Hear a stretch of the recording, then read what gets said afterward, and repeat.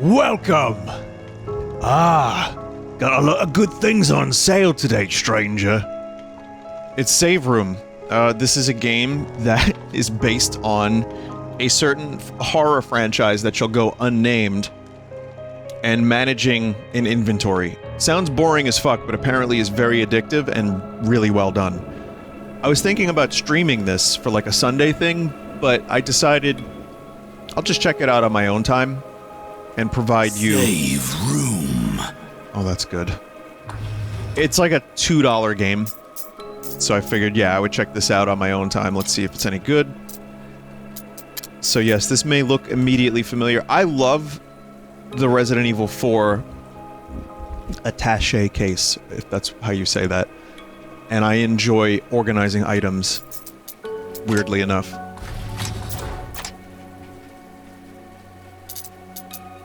Even the music is like Jape Save Room, I love it. But yeah, this got recommended a bunch. Well, there you go. Level 1 completed.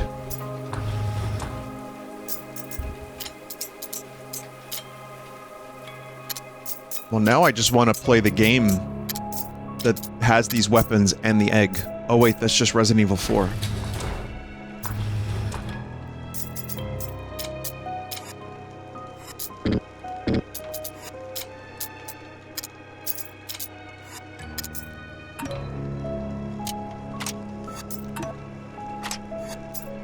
Oh, I see.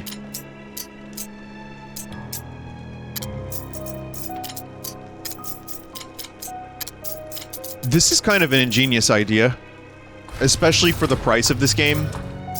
All these, like, Vampire Survivor type games, that they're all great and everything, but like a $2-3 game based on save room organization, never would have thought something like this would have existed. And yet, I am chuffed to bits. It's a real expression, by the way, that it's more English than anything. But I'm just chuffed to bits that this exists.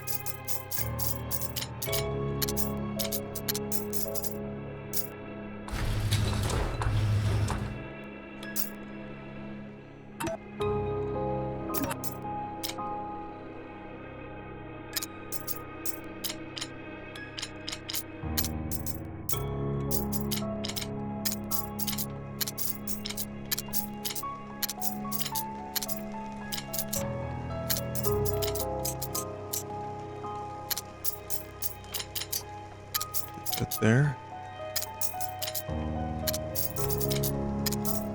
No, that's not gonna work. It does appear to have multiple solutions.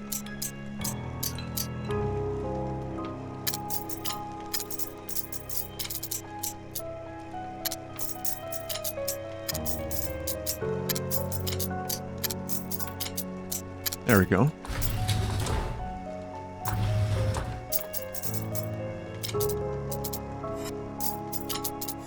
Yeah.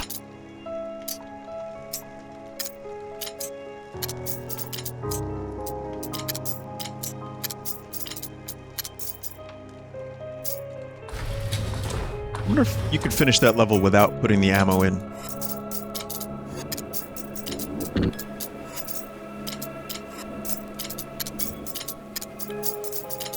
So now, I'm assuming some of these levels will have like ammo situations that are, like put the right amount of ammo in kind of things.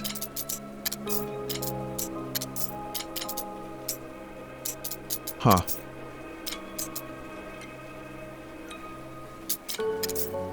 Look at that.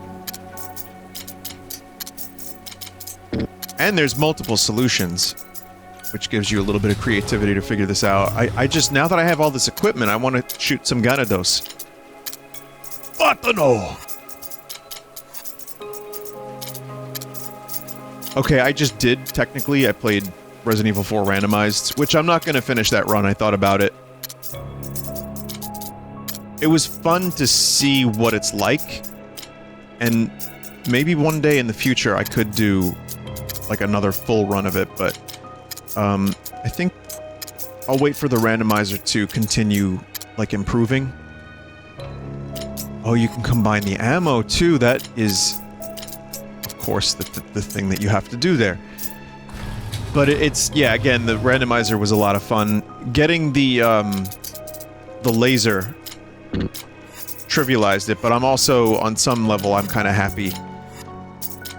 I didn't want to, like, play through all of Resident Evil 4 again in randomizer mode, as much as I love that game. So I'm content with the run that I did.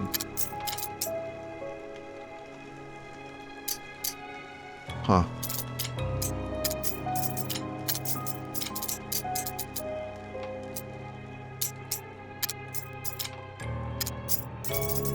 Huh.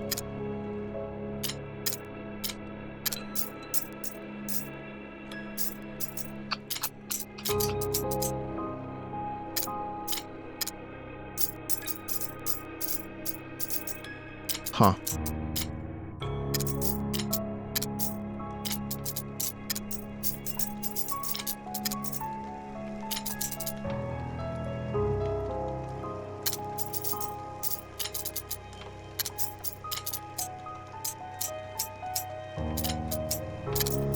And now the game begins to show you its true colors.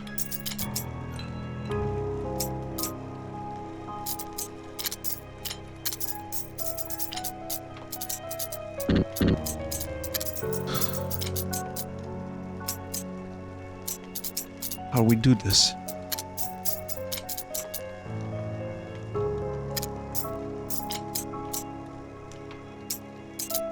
How do this?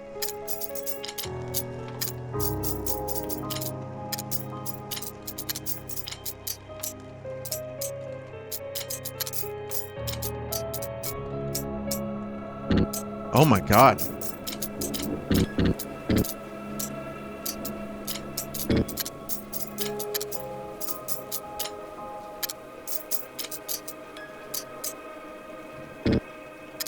I can kind of already see if I had a chat. It'd be like, let us click.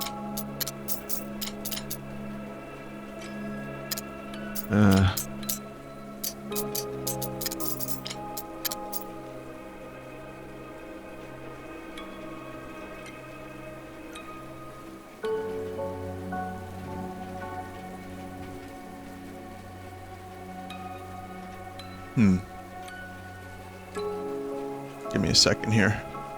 Okay, I just had a message.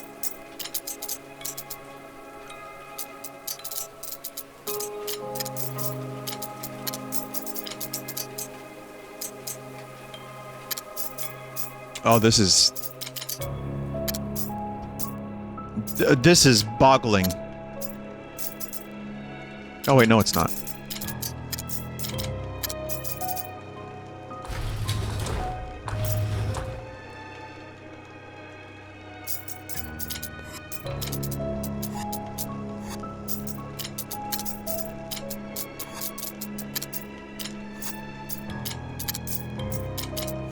There we go.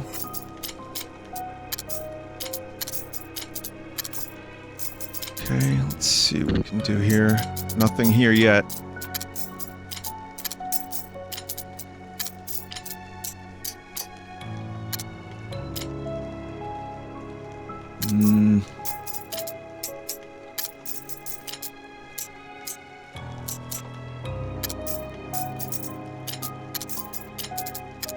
I'll be damned. No shit. I got it.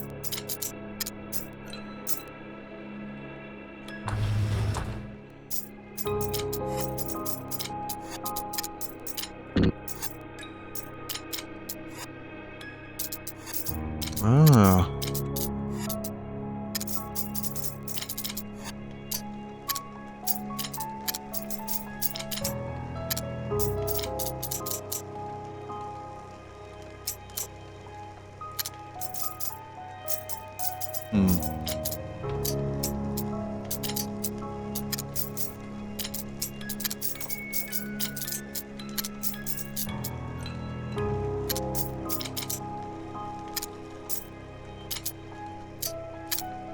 Nope. Yes. Wow, this is way more addictive.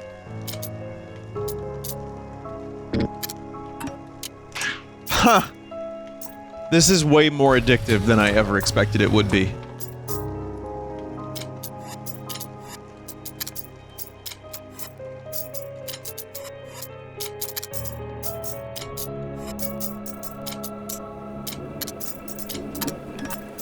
Oh, you can use the eggs when you have low health. That is wonderful.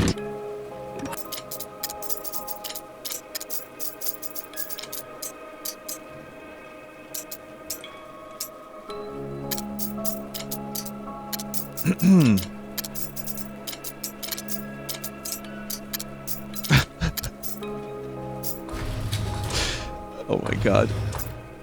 Fish. Eat fish to get health and also free up space. Genius.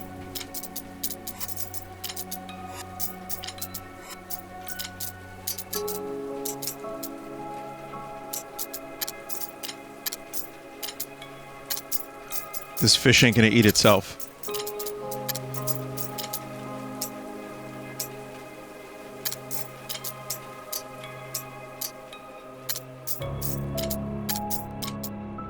Oh, you... Can't do that.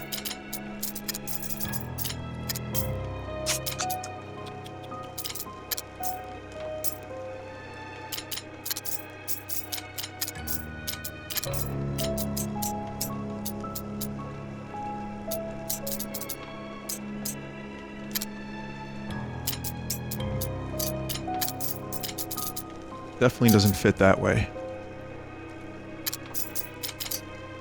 That does.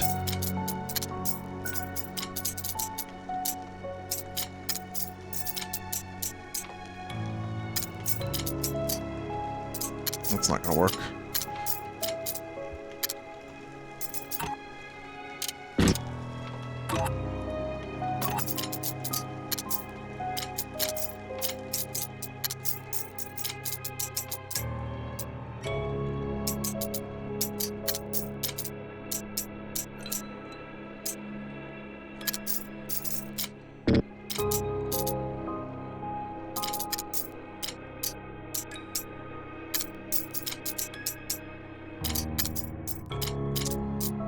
Well, I may as well, talk about something random. For those keeping up with my assessment, my professional assessment, that is, of House of the Dragon, allow me to tell you that I just watched episode 5 of the season before they do a big time skip. And, there's definitely some bullshit. Like, make no mistake, the show is far from perfect, but I was thinking about that show and, like, The Witcher, for example. And I was like, man, this is the kind of shit that I like, and The Witcher is just like, fuck. It's so, like, dumb. I like The Witcher show. That's the thing. I'm not shitting on The Witcher, even though Jerry might like that. But yeah, I'm genuinely not shitting on The Witcher because it has its good moments. I thought last season was, like, incredibly dumb, but still enjoyable just to, like, watch and not think too much, which, like, I understand the argument against, like, oh, turn your brain off TV. You shouldn't have to. You should be able to enjoy the show on, you know, multiple levels, perhaps.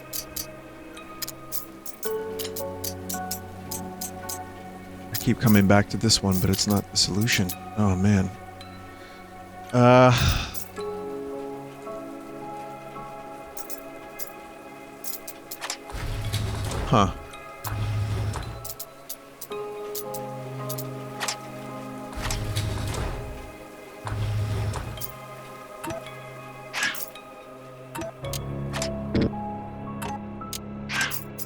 Can't combine fish.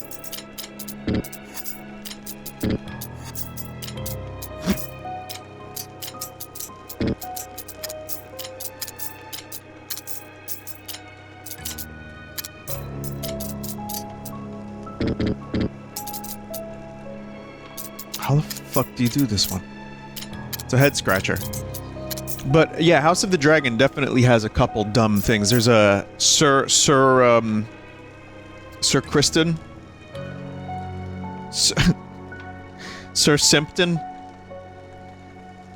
is, his motivation is a little weak, but I understood I guess, what I was supposed to believe about it. But, even so, like, I'm not a writer or anything, I just know what I think is good. And, yeah, there's definitely a little bit of bullshit, and it still doesn't hit the highs of, you know, Game of Thrones. And of course, I was already primed to dislike this show heavily. Ah, I think that's how you do it. I think, maybe. Yes, I got it. I don't know how I didn't see that as a solution. But, I'm still enjoying it a lot, and, you know, watching the performance from, what's his name? Paddy Constantine, I think is how you say his name? Or, I'm not really sure, but the dude from Hot Fuzz. He's really good as Viserys. Like, that is a fantastic, very human performance. I can't help but feel bad for the dude. He just wants to, like, you know, feast and build his little models and stuff. Like, I get it. I don't want to live... Sometimes I don't want to do things. I don't want to, like, do adult shit sometimes. I just want to build my Legos. But he's really good in it. Matt Smith is awesome. And I'll miss, the actress who plays Rhaenyra. I know they're doing it's a different actress now. Or there will be. Cool inventory. So yeah, it's pretty good. I'm enjoying it, and there's a wedding scene, and as is usual for Game of Thrones, wedding scenes usually involve a death or two. And in this one, without spoiling anything, it made me anxious the whole time. There's some really good editing that made you, like, second guess what was happening and what was going to happen. And I appreciate that. That's like Tarantino level tension. So yeah, good, enjoyable TV, if not the best I've ever seen, but when I'm watching it, I'm like comparing it to like the level of writing in like The Witcher or the Lord of the Rings show. I'm like, yeah, I'm much more invested in these characters and the way they go about their business and the stakes involved. It's just so much more my speed. I'm not saying you can't enjoy the things that you enjoy. I just have tried watching Rings of Power more, and I am not really feeling it. I'm trying. I haven't even watched the most recent episode. I will soon, but there's gonna come a time where I watch it and I think to myself, because again, I was primed to dislike both. And I tried really hard to put that aside and just enjoy the show. And see if I could enjoy it and not let my emotions about the Tolkien lore ruin what potentially could have been an entertaining fantasy show. However, I got a dumb fantasy show instead of entertaining. I don't find it all that amazing. I think the writing is pretty bad. The dialogue is like, oof, at times.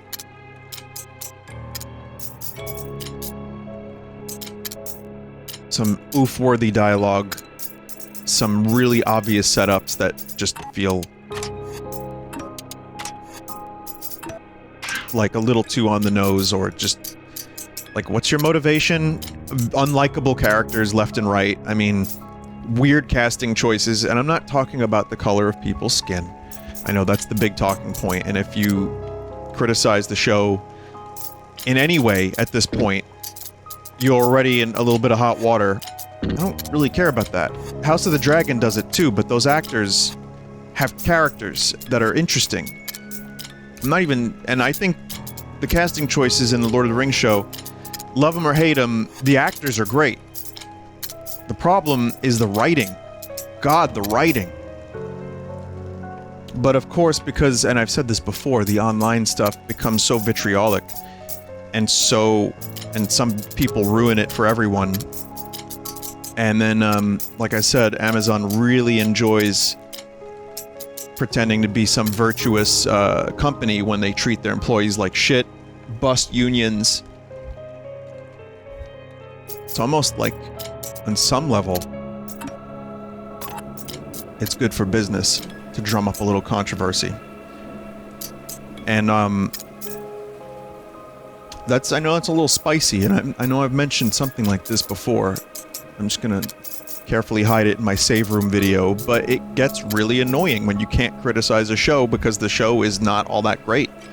I mean, the Tolkien fan in me had very different expectations of what, you know, the lore is, and they're like moving up the Isildur plotline like hundreds of years so that they can, or maybe even thousands, or I think it's just hundreds actually, but just so they can have the characters in the show. And I get why they're doing that, but man, it just feels so off. And just, there's no stakes, and it doesn't feel like I'm watching a Lord of the Rings show, aside from the amazing music and the amazing visuals. But I'm bored. I'm bored. I don't really find very much attachment. I like the Hobbit character, even though they treat each other like shit. They're like, leave no one behind except you. We'll leave you behind. You kind of suck. So yeah, I don't know, man. I don't know why I keep even talking about this. It's kind of not worth it. It's probably not even good for my health at this point to talk about the show. Like, why even bother, right?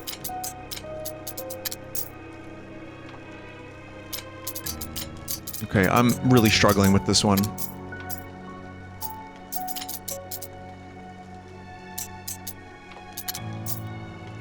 But I guess the point I was trying to make is I was primed to dislike both House of the Dragon and Lord of the Rings show. And I actually have said this before as well, but I think Lord of the Rings show was at least more safe because they didn't fuck up The Hobbit as bad as they fucked up Game of Thrones. And so it's not like I'm going in with like, you know, yeah, I'm a fanboy, everything sucks. No, I just want entertainment, and I want something that's going to hold my attention and be, like, good. And I was primed to dislike House of the Dragon, or not even watch it, out of just zero interest. And my expectations were subverted. Bravo, Vince. I'm not discounting the Lord of the Rings show yet, as much as some people would like me to. I think it's still worth seeing where it goes. As, I feel like we haven't even really got to the...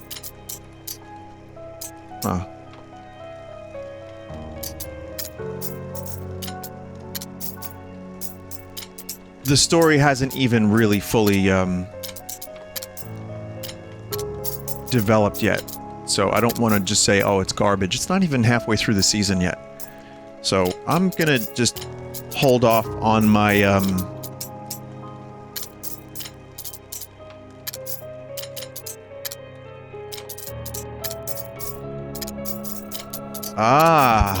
finally. I'm gonna hold off on my negativity for a little bit longer with Lord of the Rings, but, as you can tell, even though I'm saying, oh, it's okay, and then I have, like, nothing good to say about it, I have not found a whole lot that I've loved about it. Liked here and there, for sure, but discounting Tolkien lore, it's just generic fantasy show. And generic fantasy show with the highest budget of any TV show from a company that does not give a single fuck about whatever they're preaching. And that is what gets frustrating about it. I think people are generally not treating this like the second coming of Christ, and can kind of see through Amazon's bullshit. I'd like to say that I have a little bit more faith in people than to just blindly say, oh no, Amazon is best company. Like, they make some good TV shows, they have good fast shipping. I'll give them that. Just trying to play my safe room game, and I'm talking about all this shit. Well, if you're still here and you're done and you listen to this whole thing, thank you for listening. This is just my opinions and my thoughts, and it's a little complicated and difficult to talk about some of this stuff. And it's just fucking entertainment. Ultimately, it's, you know, these aren't socio-political issues. They're just fucking TV shows.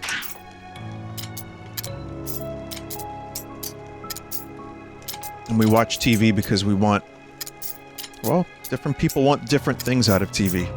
I think some people do want socially conscious TV, and some people just want escapism. And,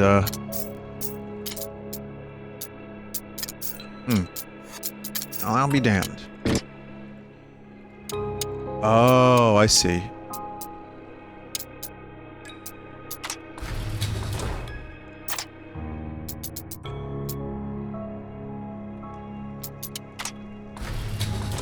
I see what I did wrong there.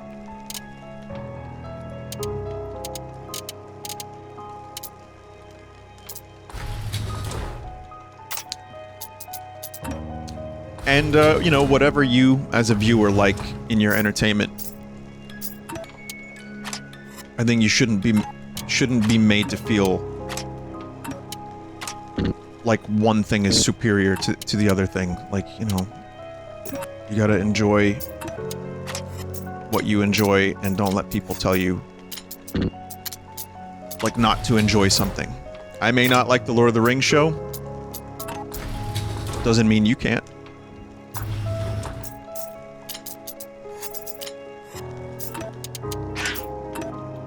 Oh, I see.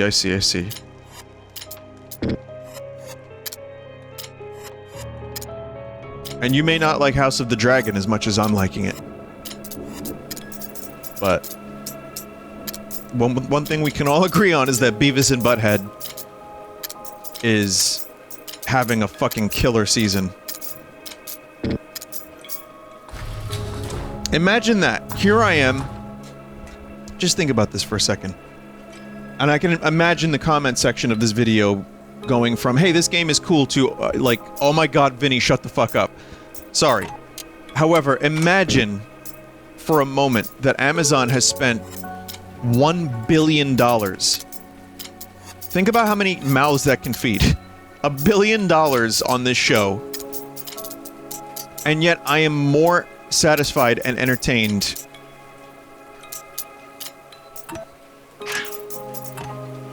Oh, okay, that was a rotten fish. And I'm more entertained by a cheap animated show about two complete fucking morons that probably costs what? 1/50th the budget? I don't know how much an animated show costs with advertisement and stuff these days, but like maybe 1/50th. And I'm singing the praises of Beavis and fucking Butthead compared to a $1 billion Lord of the Rings show. Which again, sounds great, looks great.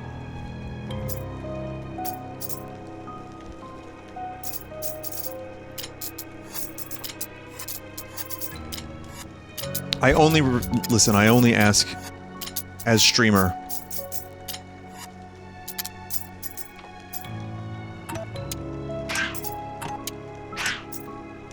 It's cool though. You gotta damage yourself in order to use the health. I only ask that if you're gonna post something in the comments, just please consider that the internet is just this place of reactionary opinions, to the point where just consider if you're gonna post something spicy, and maybe think about it for a sec. You know what is it going to accomplish if I post in Vinny's comment section something spicy? Probably not much. But if you have a genuine measured take, and it's something maybe insightful, then that's fine.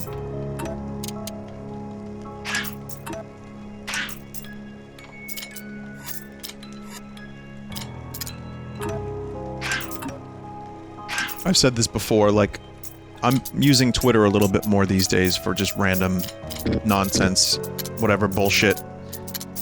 But it would be great if there was like a little countdown timer from when you posted something, some spicy thing, to when it actually posts, just so you have a chance to think about it a little bit.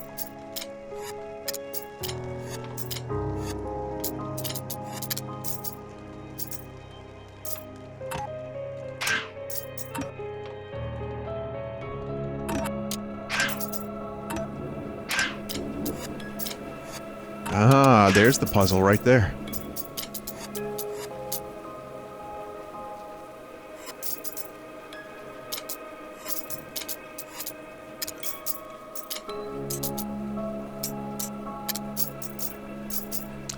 And, just on a final note, thank you for listening, and, I hope you can understand, I mean, I don't mean to enrage people by talking about random things like this.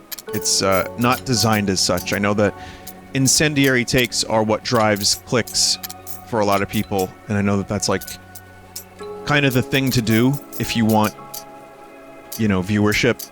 That's not me. It really kind of never has been me. I just like playing my video games and talking about dumb shit. I just can't believe that so many movies and TV shows have become so much more than that. Like, to the point where it becomes a shit fest. It's just a pure shit fest.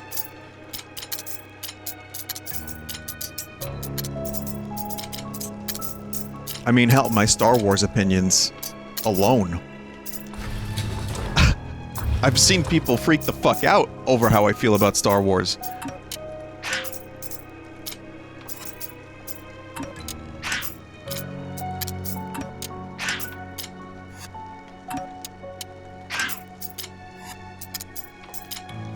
When at the end of the day, I still enjoy, but I don't love the prequels. And I really don't like what Disney has done. Honestly, Disney's kind of just trash. Like, remember when they didn't let that father put the kid's Spider-Man on the kid's grave? Yeah, I remember that. But, yeah, that and also the horrendous live-action Lion King, etc., etc., etc. So yeah, I mean, it's probably no big shock that Disney is not the most amazing company on the planet.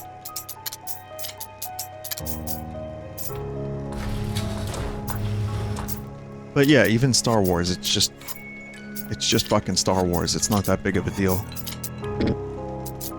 Oh, I did the wrong ammo.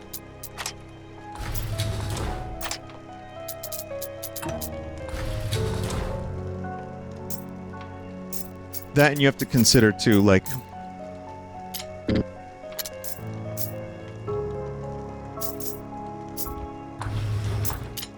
I get that there's an emotional attachment. I've had people say, like, well, Vinny, what if I make fun of your band? That's fine. You know, I put myself out there as a musician, not to just get blind praise. Like, I have to accept the fact that if I release something, people are gonna have their thoughts about it. And some of those thoughts may not be the most amazing, but that's how you get better, that's how you get stronger. And when people go to bat for, like, these multi-million-dollar companies, like, I find that bizarre. I guess that goes back to the console wars too, Nintendo and Sony and Microsoft. Like, they don't need you to defend them. They'll be alright. They're all kind of trash in their own way at the moment. For different reasons.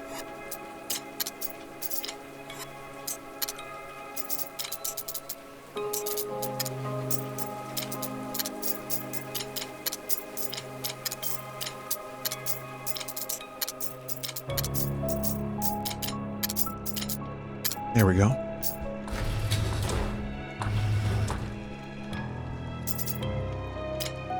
So this is a very addictive game.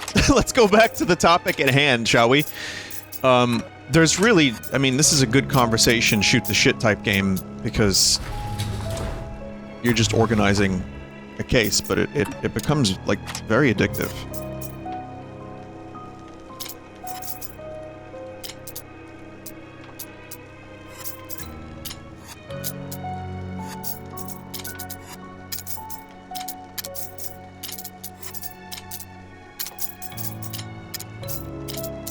I wasn't sure if this would hold my attention. I mean, clearly I'm bullshitting about random stuff, but it's weirdly holding my attention as well. Okay, so green and green. Don't want that.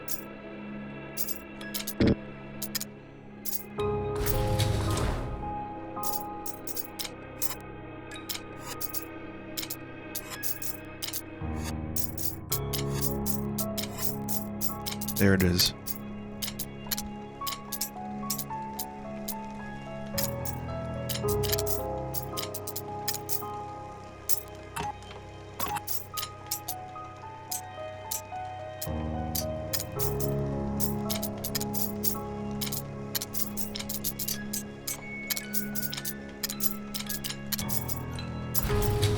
I'm gonna try to get this to exactly 40 minutes, like Betrayal at Club Low.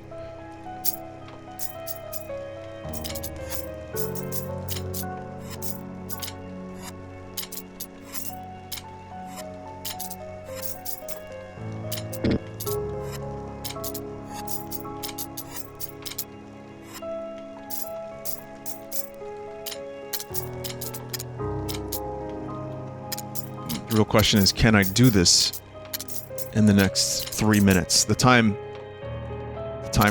is counting down. I think the answer is... oh shit. The answer is, oh shit.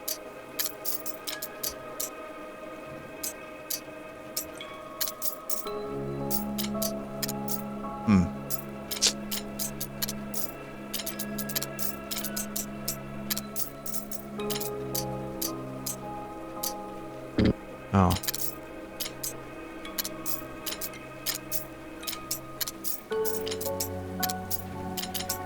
I think the answer is yes.